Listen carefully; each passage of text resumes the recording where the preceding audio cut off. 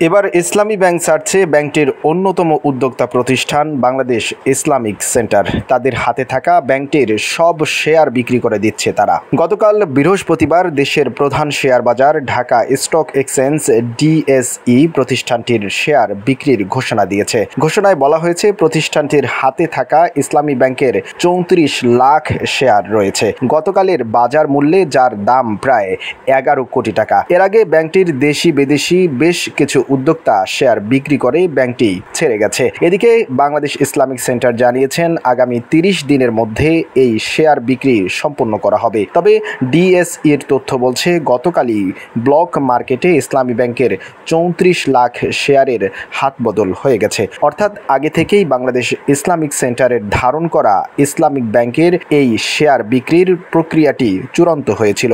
গতকাল তা আনুষ্ঠানিকভাবে হাতবদল হয়েছে। ব্লক মার্কেটে শেয়ারের ক্রেতা বিক্রেতা ও দাম আগে থেকে নির্ধারণ করা হয়ে থাকে, শুধু আনুষ্ঠানিক হাতবদলের কাজটি হয়েছে এখানে।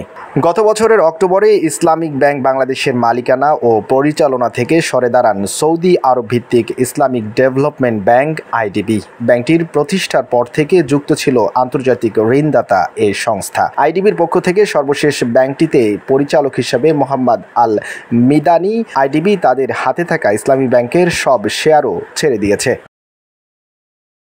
১৯৮৩ সালে ইসলামী ব্যাংক প্রতিষ্ঠার পর থেকে জামাত সংশ্লিষ্ট বিভিন্ন ব্যক্তি ও প্রতিষ্ঠানই ২০১১ সাল পর্যন্ত ব্যাংকটি পরিচালনায় যুক্ত ছিল। ২০১৭ সালে একাধিক কোম্পানির নামে ২% করে শেয়ার কিনে ব্যাংকের পরিচালনা পর্ষদের নিয়ন্ত্রণ নেয় এস আলম গ্রুপ।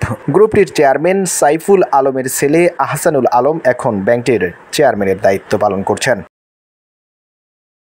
এরপর দেশি ও বিদেশি শেয়ারধারীরা একে একে ব্যাংকটি ছেড়ে চলে যেতে থাকেন। ২০১৭ সালের এপ্রিলে সব শেয়ার বিক্রি করে দেয় স্থানীয় উদ্যোক্তা ইবনে সিনা ট্রাস্ট। এরপর ওই বছরের মে মাসে সব শেয়ার বিক্রি করে দেন আইডিবি। ২০১৭ সালের সেপ্টেম্বরে ব্যাংকটির শেয়ার ছেড়ে দেয় কুয়েত ফাইন্যান্স হাউস। গত বছরের জুনে শেয়ার ও পরিচালক পদ ছাড়ে investment corporation of Bangladesh ICB.